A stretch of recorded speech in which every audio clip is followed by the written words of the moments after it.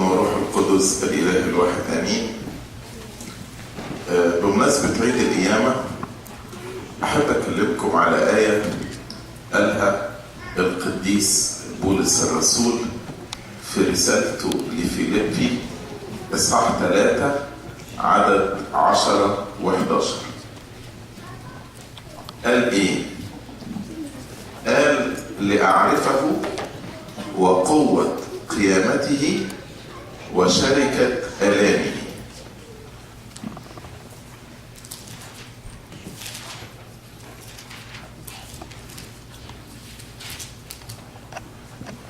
لأعرفه وقوة قيامته وشركة آلامه متشبها بموته لعلي أبلغ إلى قيامة الأموات. يعني بولس في الآيتين دول بيقول إيه؟ عشان إحنا نوصل للقيامة من الأموات ويكون لنا النصيب في القيامة، قيامة الحياة الأبدية مع المسيح، لازم نمشي في الخطوات الآتية: أعرفه وأعرف قوة قيامته وأعرف شركة آلامه متشبها بموته. يبقى 3 حاجات مهمين: لأعرفه يعني أعرف المسيح، وأعرف قوة قيامته لأعرفه وقوة قيامته، وأعرف شركة آلامه متشبها بموته، إن أنا أدخل في شركة آلام المسيح متشبها بموته. والهدف من ال3 حاجات دولت إن أنا أوصل إلى إيه؟ أوصل إلى قيامة الأموات، لعلي أبلغ إلى قيامة الأموات، عشان يكون لي نصيب في القيامة في مجيء المسيح التاني. يعني إيه قبل ما أتكلم يعني إيه معرفة المسيح؟ أنا هتكلم على 3 نقط: معرفة المسيح، قوة القيامة، شركة الآلام. قبل ما أتكلم عن معرفة المسيح عايز أقول معرفة المسيح مستحيلة لو المسيح ما كانش قام. يعني احنا النهاردة ايه؟ ممكن نعرف عن جدودنا لكن ما نقدرش نقول عرفناهم. يعني مثلا جدي اللي انا ما شفتوش ممكن اقول انا عرفت عنه، سمعت عنه، لكن ما اقدرش اقول انا عارفه. ليه؟ لان ازاي تعرف واحد ميت؟ انما المسيح لما قام فالمسيح حي، فلانه هو حي نقدر نعرفه، مش نعرف عنه بس، انما نقدر نعرفه لان هو حي، نقدر نتعامل معه. فيبقى معرفة السيد المسيح مستحيلة لو لم يقم. وبعدين قال أعرفه وقوة قيامته. طيب هل أي واحد ميت له قوة؟ ملوش قوة، الميت ده ملوش قوة. عشان كده نقدر نقول إن قوة المسيح أيضا غير موجودة لو المسيح لم يقم. لو المسيح ما قامش من الأموات يبقى قوته مش موجودة.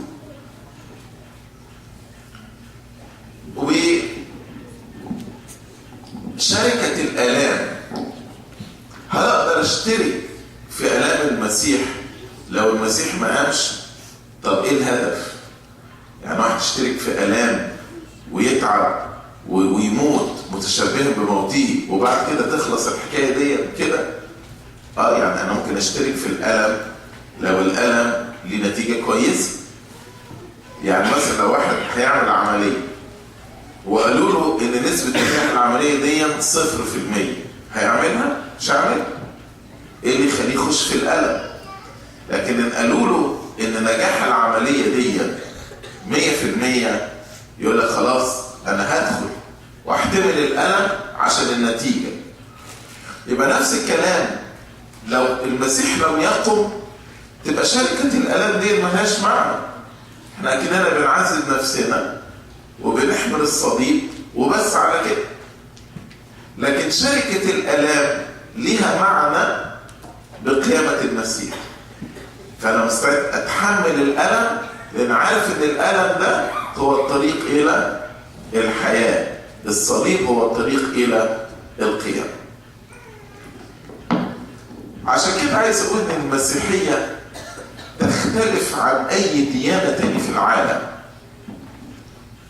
أي ديانة في العالم عبارة عن شوية مبادئ، اعمل ده وما تعملش كده، اعمل ده وما تعملش كده، مبادئ.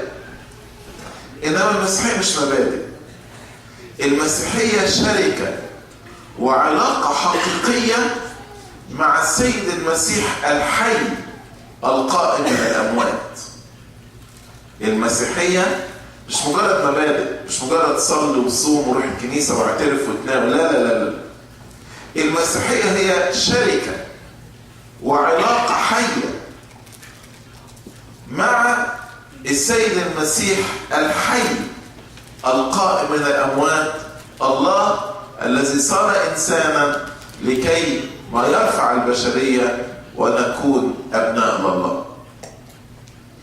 يبقى إذن بولس ما كانش يقدر يقول لأعرفه وقوة قيامته وشركة ألامه لو ما كانش المسيح قام من الأموات، لأن أنا ما أقدرش أعرف واحد ميت ولو ما قامش يبقى ما فيش قوة.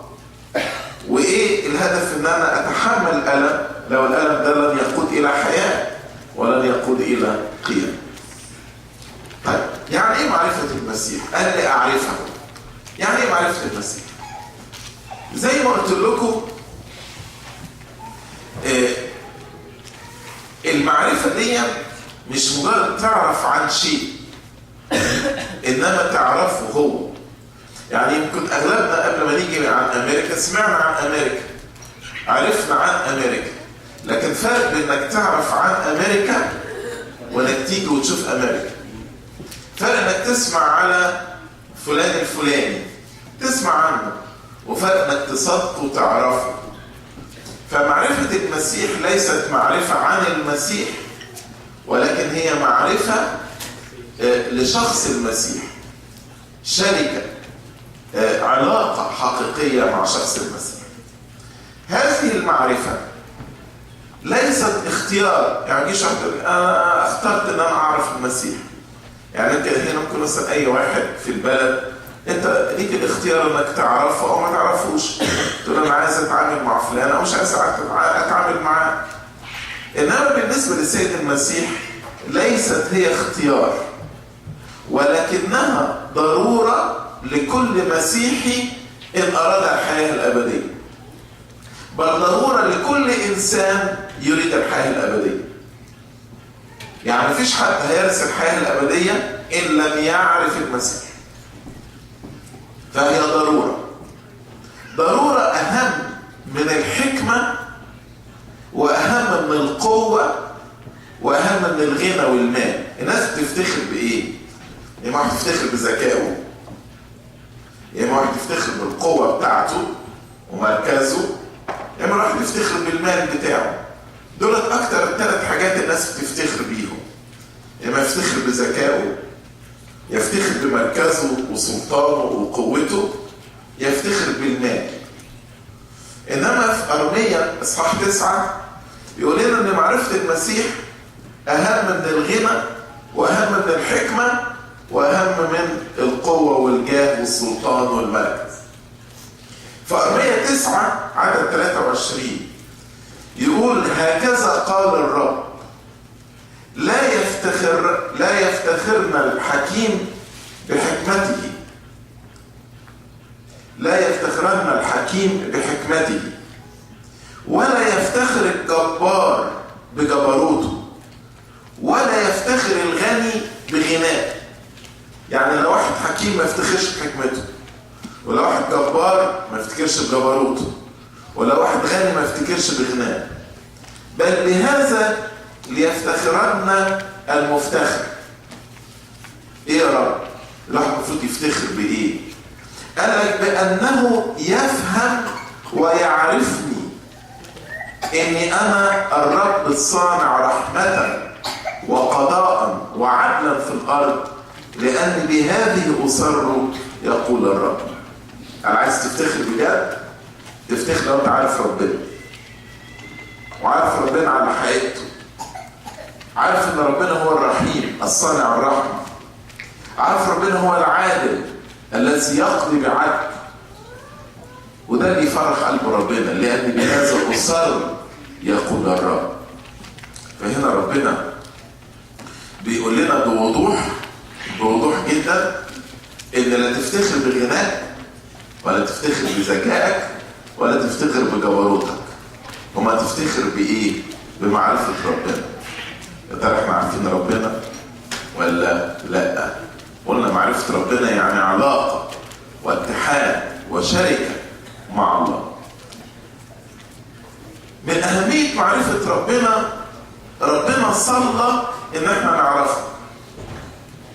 في يوحنا 17 عدد 3 لما السيد المسيح كان بيصلي إلى الآب قال: وهذه هي الحياة الأبدية أن يعرفوك أنت الإله الحقيقي وحدك ويسوع المسيح الذي أرسلته. كان بيصلي إن احنا نعرف الله الآب والله الابن، أنت الإله الحقيقي وحدك ويسوع المسيح الذي أرسلته. وبعد كده يقول السيد المسيح إن أنا عرفتهم باسمك. أنا يا رب في نفس الإصحاح يوحنا 17 عدد 25 يقول: أيها الآب البار إن العالم لم يعرفك أما أنا فعرفتك، وهؤلاء عرفوا أنك أنت أرسلتني. عرفتهم اسمك وسأعرفهم ليكون فيهم الحب الذي أحببتني به وأكون أنا فيهم. يعني بيقول إيه؟ بيقول إن المعرفة دي هي اللي تولد فينا الحب.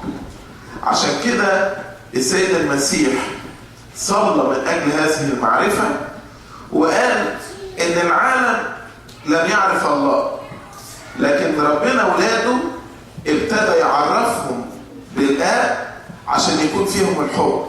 أقول لك إزاي؟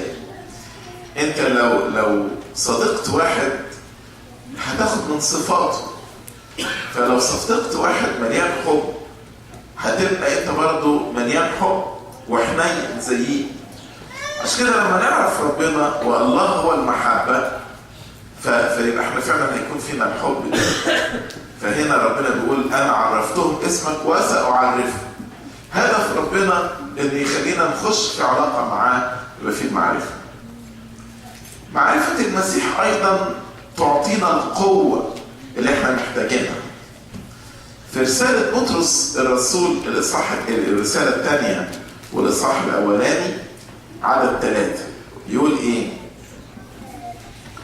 كما أن قدرته الإلهية، القدرة الإلهية بتاعت الله، قد وهبت لنا كل ما هو للحياة والتقوى.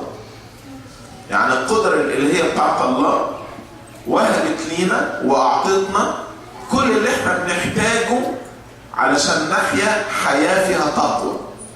كما أن قدرته الإلهية قد وهبت لنا كل ما هو للحياة والتقوى. إزاي؟ قال: بمعرفة الذي دعانا بالمجد والفضيلة.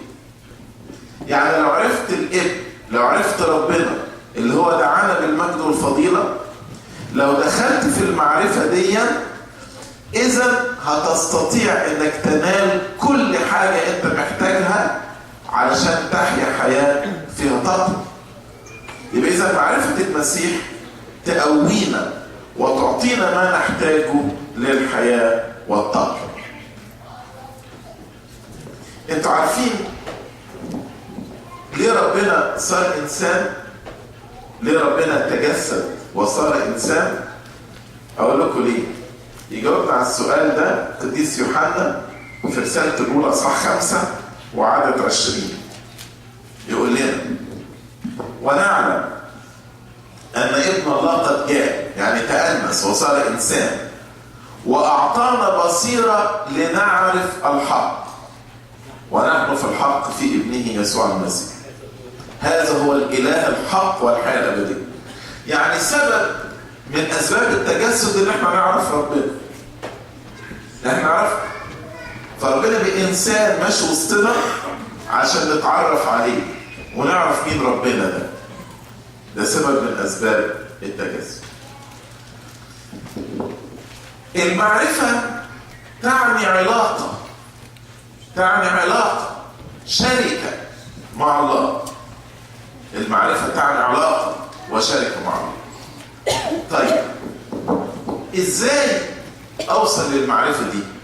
احنا عرفنا ان المعرفة دي حاجة مهمة قوي وحاجة ضرورية جدا. مش هتاخد قوة غير لما عرفت ربنا، مفيش خلاص غير لو عرفت ربنا، مفيش حياة أبدية غير لو عرفت ربنا. طب ازاي اوصل للمعرفة؟ ازاي اوصل للمعرفة دي؟ ازاي ادخل في علاقة مع ربنا؟ زي ما بولس الرسول بيقول لأعرفه. انا عايز اقول لك، لو انت عايز تتعرف على واحد، افرض مثلا في واحد متقدم لبنتك، انت عايز تعرفه ازاي؟ اول حاجة بتسأل عنه، تعرف مين ده، أسرته ايه، بيشتغل في ايه، تعرف اخبار عنه.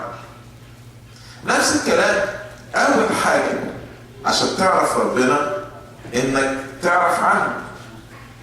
ادرس واقرا عنه، اقرا عنه في الكتاب المقدس، اقرا عنه في اقوال الاباء، اسمع عظات، اعرف عمل ربنا في حياة الناس ايه، وعمل ربنا في حياة القديسين ايه. الكنيسة بتقرا لنا السنكسار ليه؟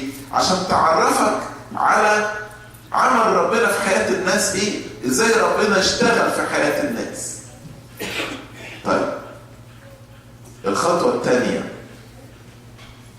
لما بيجي مثلا واحد بيتقدم لبنتك وانت عايز تتعرف عليه، اول حاجة بتسأل عنه.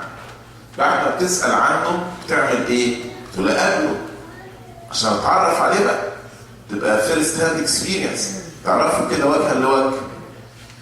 فبعد ما انت تقرا وتعرف عن السيد المسيح، الخطوه الثانيه، انا مش خطوه ثانيه يعني خطوه دي وبعدين دي وبعدين كلهم يمشوا مع بعض في نفس الوقت يعني، لكن البعد الثاني انك بقى قضي مع ربنا وقت في الصلاه، اتكلم معاه، قضي وقت معاه، كلمه كابن او بنت بيكلم ابوه. وعايز اقول لكم على حاجه هنا، الاجبيه هي مدرسه. تخيلوا لو واحد درس ولكن عمره ما طبق اللي بيدرسه، يعني واحد اتخرج من كليه تجاره بس ما اشتغلش محاسب، يبقى دراسه دي فاتته بحاجه؟ ما فادتوش بحاجه، ما فادتش شويه معلومات وخلص على كده. الاجبيه دي مدرسه بتعلمنا ازاي اصلي، لكن الأجبية ما تلغيش صلواتك الخاصة، صلواتك الارتجالية. يعني الأجبية هدفها انها تعلمك ازاي تصلي صلواتك الخاصة. في ناس كتير يكتفوا بالأجبية وبعد كده يقول أنا لازم، يقول أنا صليت، بس هو عمر ما كلم ربنا، ما كلموش بقى بمشاعره هو الحقيقية. عشان كده الأجبية تصلي الأجبية زي مثلا ما أنت اعترافك ممشيك باكر والنوم، ولا باكر والغروب النوم، ولا باكر والغروب ونوم ونص الليل، وات ايفر أنت اعترافك ممشيك. بس مع الأجبية وقانونك الروحي لابد إنك تقضي وقت كل يوم في صلوات خاصة بينك ما بين ربنا، تقول له كلماتك أنت، تخش في ديالوج مع ربنا.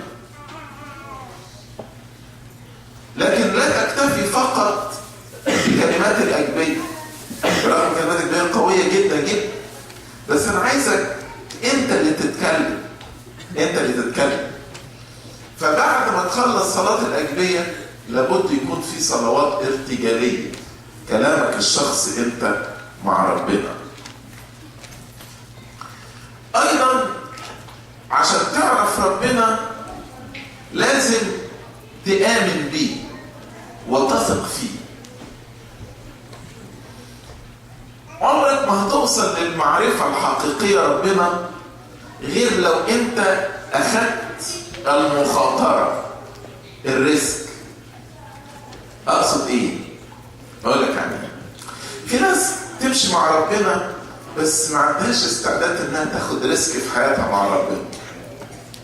عشان كده معرفتهم بربنا تبقى مبتورة وما تبقاش كاملة. اشرح لك ايه اللي عايز اقوله. يعني لو بطرس لما ربنا قال له تعالى امشي على الميه، قال له بص انا عارفك بس ايه الحكايه اخرج من السفينه امشي على الميه دي؟ عايز ننتحر؟ اخرج وسط العاصفه دي امشي على الميه واغرق؟ يستحيل. لو بطرس عمل كده تفتكروا كان عرف قوه المسيح اللي خلته فوق الطبيعه ويمشي فوق الميه؟ لا.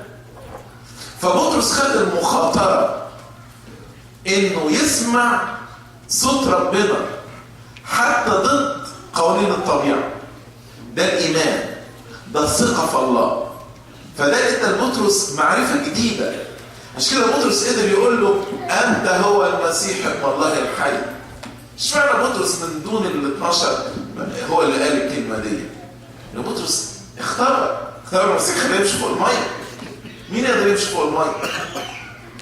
لو ابراهيم لما ربنا جه قال له خد ابنك وحيدك اسحاق وقدمه ذبيحه، ابراهيم قال له لا، رب اطلب مني طلبات معقوله، لما تطلب مني حاجات كده ضد العقل اخد ابني واقدمه ذبيحه؟ لا. كان ابراهيم يعرف ربنا بس خسر معرفه كبيره ان الله قادر ان يقيم حتى من الاموات زي ما عمل اسحاق. لو جت الارمله صرفت صيدا وايليا قال لها اعملي لي كيكه ولا كعكه في الاول، وقالت له لا، يعني بص اطلب اي حاجه مني الا دي، ده ما فيش غير شويه دقيق وزيت اكلهم انا وابني ونموت، لا مش هقدر اعمله.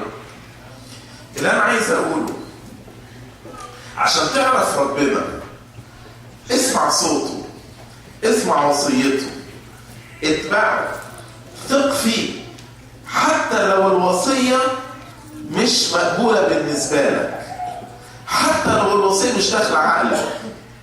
اكشلي لما تسمع صوت ربنا وتنفذ صوت ربنا وتنفذ وصيه ربنا دي معرفه جديده.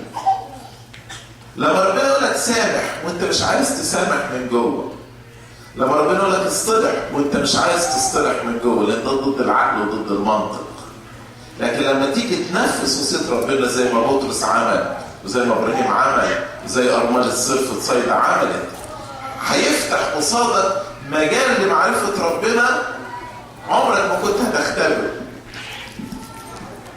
ده مره واحد لاوي اللي هو مات قاعد، راجل معاه فلوس، راجل عشار بيجمع العشور، قال له تعالى اتبعني. ربما ضد المنطق، ده يا رب دي شغلتي وانا دينا انا بجمع فلوس، اسيبك طب وهاكل اشرب منين؟ انما قال خلاص تركنا كل شيء وتبعناه. فيبقى علشان تعرف ربنا لابد انك تآمن بيه، تثق فيه، تأخذ المخاطرة في تنفيذ وصية ربنا حتى الوصية اللي مش مقبولة بالنسبة لك، تقدر تعرف ربنا. وهنا تحيا حياة جديدة، دي القيامة بقى. هتكتشف نواحي في الله ما كنتش اكتشفتها قبل كده.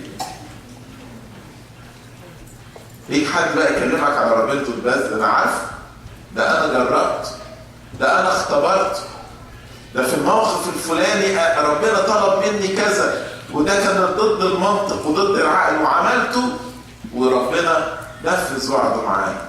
انا عارف بمن امنت، زي ما بولس الرسول بيقول لتيموثاوس، انا عارف انا بؤمن بمين، انا عارف بمن امنت وموقن انه يحفظ وديعتي الى النهايه. انا عارف مين اللي بتكلم عنه.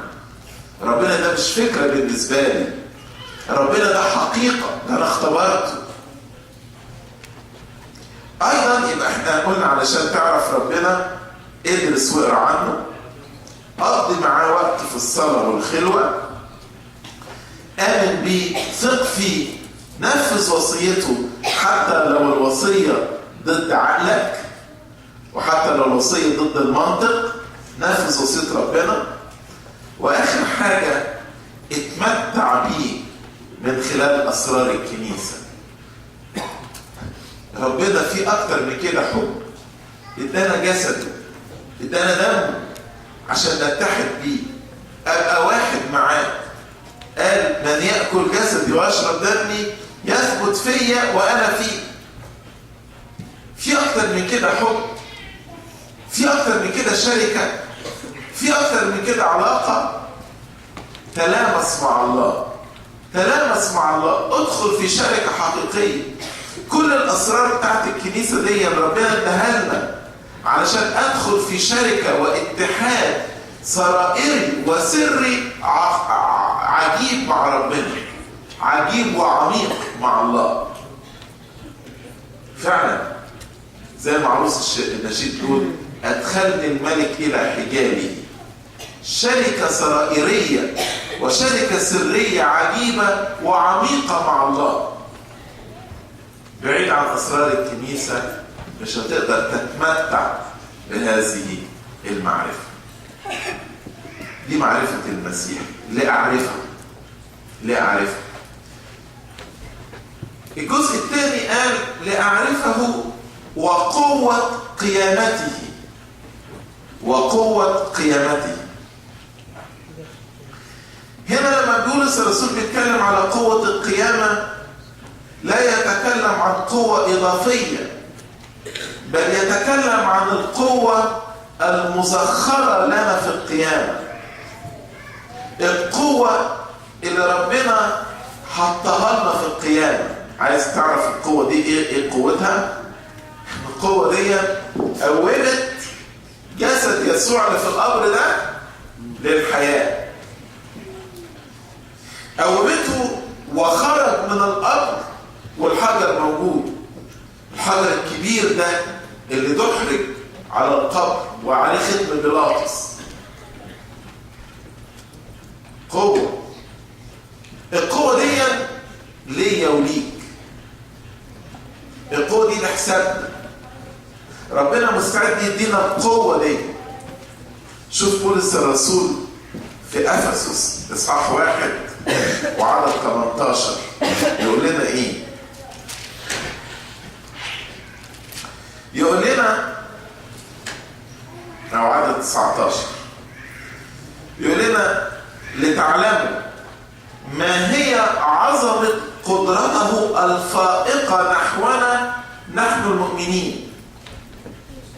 أنا عايزكم، أنا اللي بصلي لكم، بولس بيقول أنا بصلي لكم عشان تعرفوا عظمة قدرة ربنا الفائقة نحونا إحنا أولاده المؤمنين، حسب عمل شدة قوته الذي عمله في المسيح إذ أقامه من الأموات وأجلسه عن يمينه في السماويات. القوة الشديدة دي اللي قومت المسيح من الموت وأجلسته في السماويات، هذه القوة نفس القوة دي بتشتغل معانا إحنا المؤمنين. لتعلموا ما هي عظمة قدرته الفائقة نحونا نحن المؤمنين حسب عمل شدة قوته الذي عمله في المسيح إذ أقامه من الأموات وأجلسه عن يمينه في السماويات.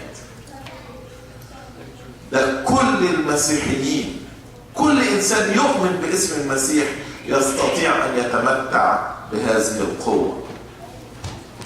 فقوة القيامة دي ليك وليا. ما يقدرش واحد تاني يقول ان انا ضعيف، ان انا مش قادر، لان في قوة. بس هل انت عرفت القوة دي اللي عارفها هو قوة قيامته؟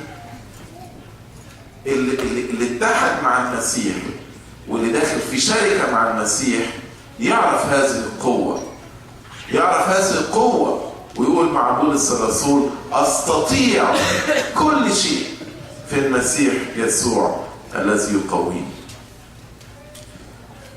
قوة القيامة دي تغفر أي خطية.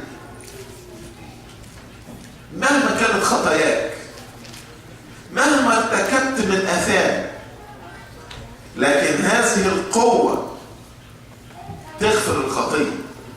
عشان كده بولس الرسول في رومية 4:25 يقول: الذي أسلم من أجل خطايانا وأقيم لأجل تبريرنا. يعني إيه أقيم لأجل تبريرنا؟ يعني ربنا قام من الأموات عشان قوة القيامة دي تبررني مهما كانت خطيتي. اوعى الشيطان يضحك على حد فينا ويقنعه إن خطيته دي ملهاش مغفرة. مهما عملت، تعال دم يسوع المسيح ابنه يطهرنا من كل خطية. قوة القيامة فيها قوة عشان تغفر كل الخطايا لكل الناس في كل العصور. قوة القيامة فيها قوة لمغفرة كل الخطايا لكل الناس في كل العصور. وإلا ما كانش ربنا قال إن الزنا والعشارون سيسبقونكم إلى ملكوت السماوات. أيضا القوة دي مش بس تغفر الخطية، إنما القوة دي تديك نصر على الخطية. يعني في فرق إن الواحد يعمل خطية وبعد كده الخطية تتغفر، وفي فرق إن الواحد ما عملش خطية من أساسه. القيامة بتدي القوة للغلبة الخطية،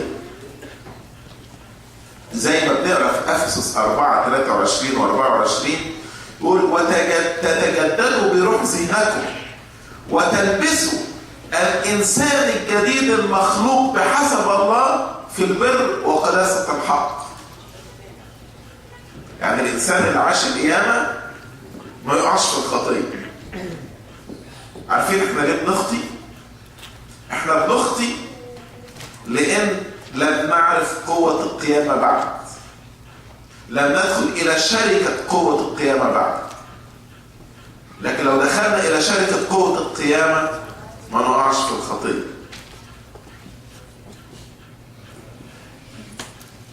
فدايما نقول إن الإنسان اللي قائم على المسيح تختفي من حياته كلمة مش قادر. يقول: أين شوكتك يا موت؟ أين غلبتك يا هاوية؟ يقول زي ما بولس الرسول في رومية إصحاح 8 يقول كده، سوري،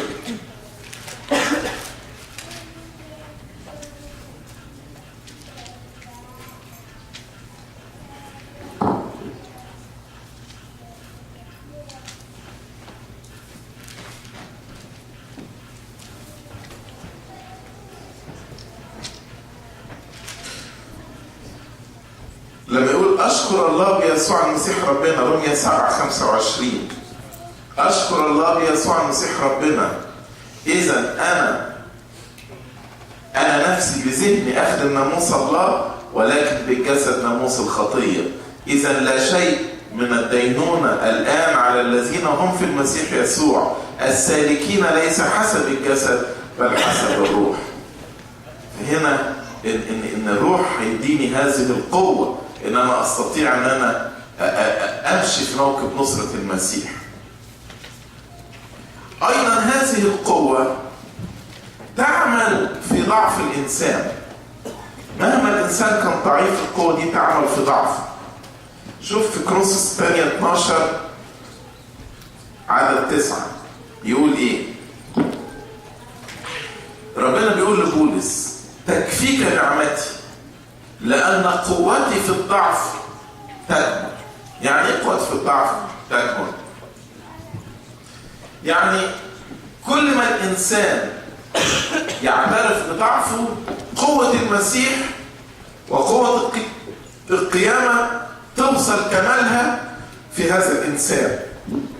لكن الإنسان اللي ما بيعترفش بضعفه فيعاكس قوة المسيح.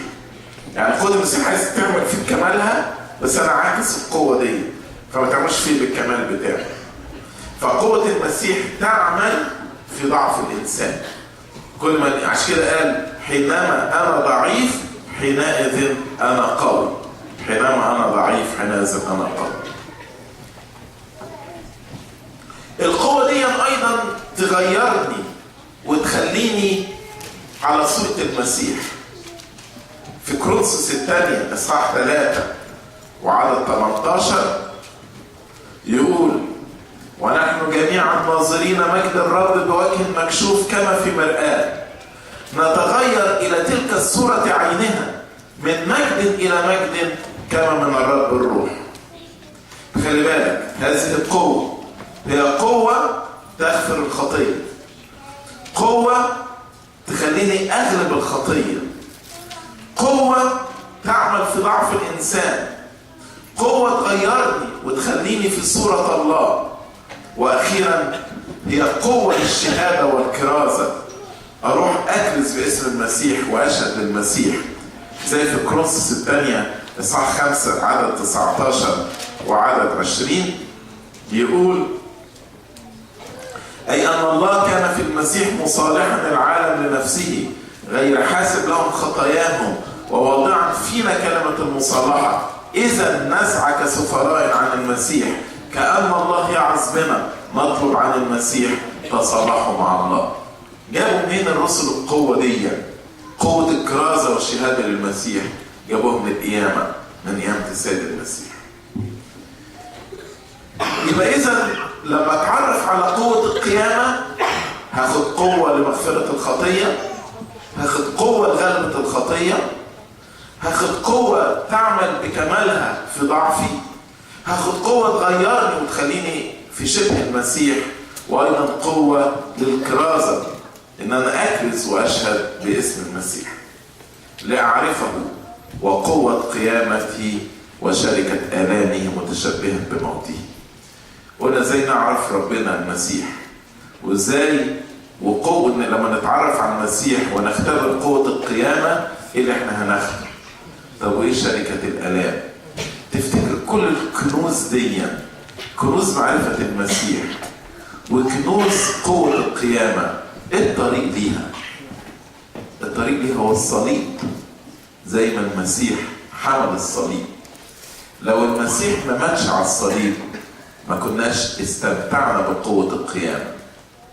عشان كده لابد من ان الانسان المسيحي يحمل الصليب ويتألم. بس احنا بنقبل الألم ليه؟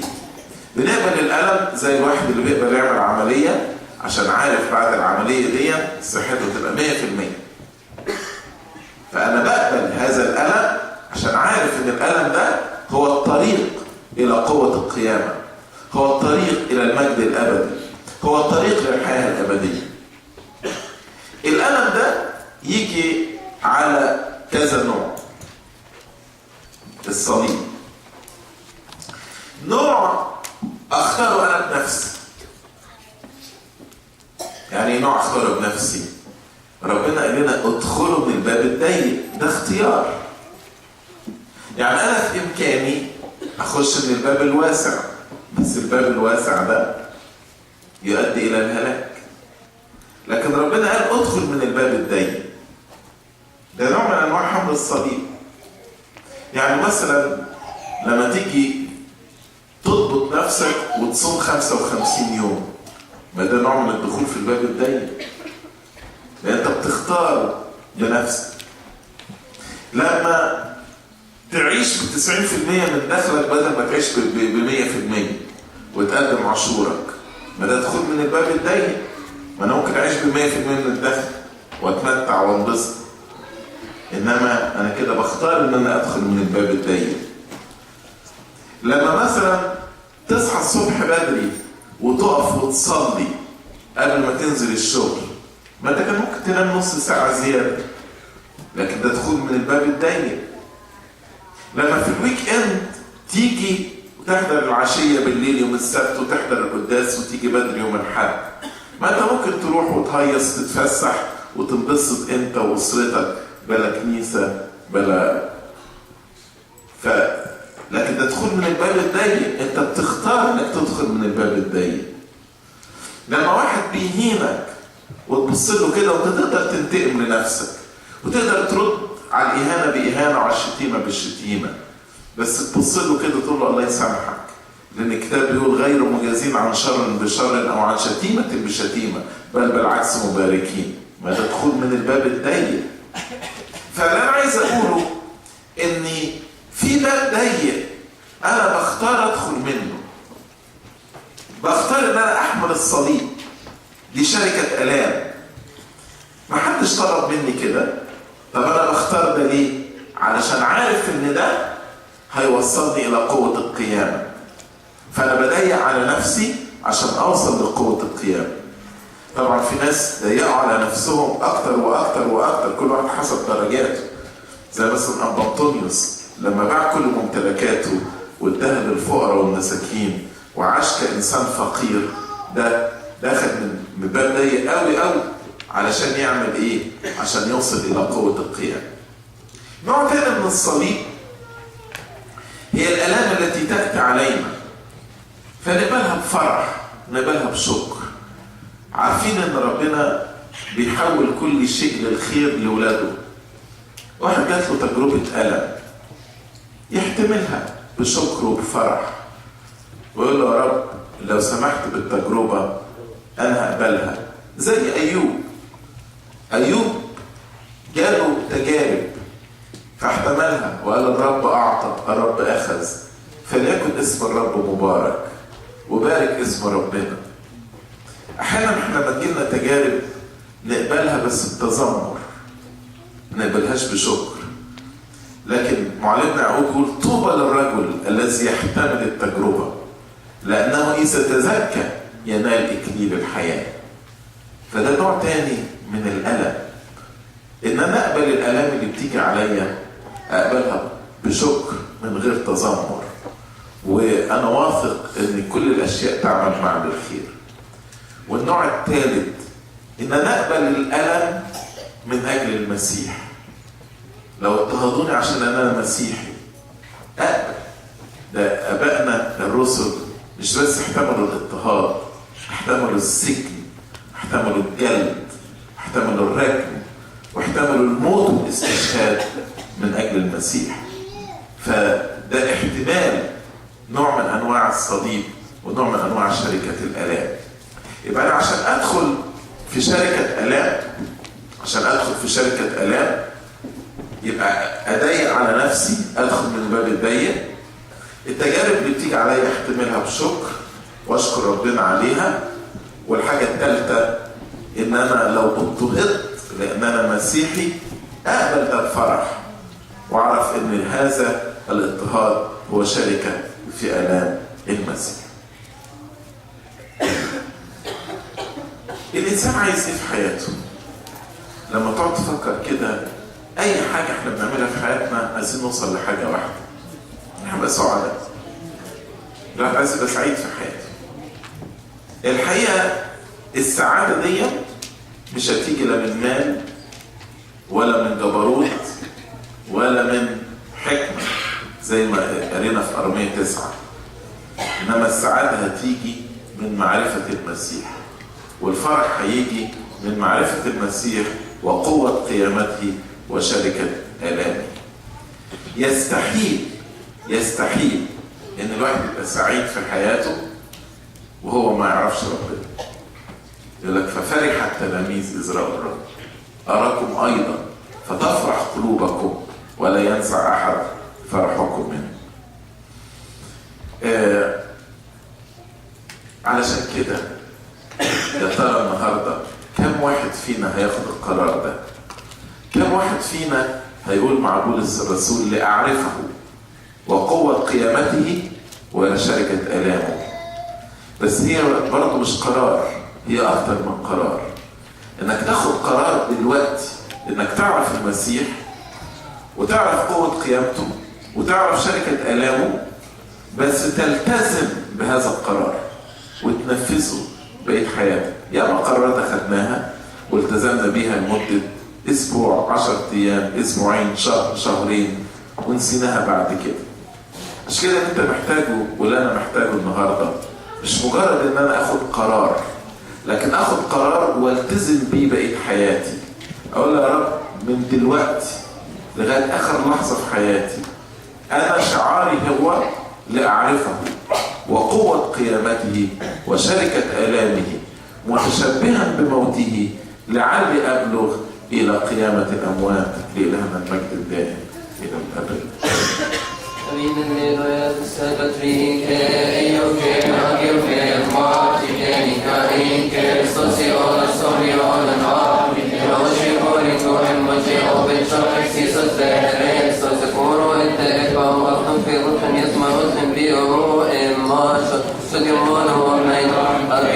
خارسي مويسيستي متأويل التيمة شيء صار تيمة خلو ينتيا كبدين وقرآن التيمة صار كتاسة انتظاضية انتو سوفيا انتي صوتو مهدي ابنك مبارك لتمضي تبيه جني أبوستو شويسا في عريب وانتم يفتاوي يرتم بنيوت الطيوت العشرس بابا أبطا وادروس ان بنيوت الإلسكوبس آبايوت بثنوت انتي تذكروا جنوس فرنوسا هميشن رمبين هنسيو انهيريني كوني تفزبيو انو قاجتي سابسيس ان نفتار فين كوري توبا فرستوس هريا كنت تسكاد انو في ناري بطنو يوريك طالب نشتن ناي كريا دايسون كريا دايسون كيريا فلوكي سون امين اسمو يروي سيبي خلي يكوني يقلكم بي اسمو Kristus benoti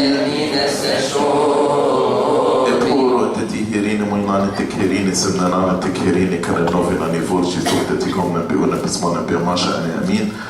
اللهم اجعلنا مستحقين أن نقول بالشكر يا أبانا الذي في السماوات يتقدس اسمك يأتي ملكوتك تكن مشيئتك كما في السماء كذلك على الأرض. خبزنا كفافنا أعطينا اليوم واغفر لنا ذنوبنا كما نغفر وعدم المذنبين إلينا لا تدخلنا في تجربة لكن نجينا من الشرير بالمسيح يسوع ربنا لأن لك الملك والقوة والمجد إلى الأبد آمين. محبة الله الآب نعمة ابنه الوحيد ربنا وإلهنا ومخلصنا يسوع المسيح شركة موهبة الروح القدس تكون مع جميعكم. امضوا بالسلام. سلام رب يكون معكم. هما